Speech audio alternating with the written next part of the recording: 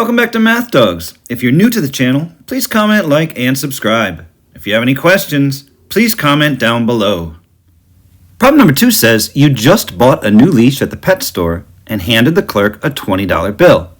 You received $4.62 in change. How much did the leash cost? So in this problem, we're going to use subtraction. We handed the clerk $20 and we're receiving $4.62 in change. If we find the difference between those two values, difference indicates subtraction, what remains will be how much the leash cost. So we're going to take the $20 and we're going to subtract the $4.62. I can't subtract 2 from 0, so I have to borrow. I can't borrow from the 0, I can't borrow from the 0, but I can borrow from the 2. So I'm going to take 10 from there, and I'm going to add it to the next column. Now I can borrow from the 10 and make 9 in the ones column.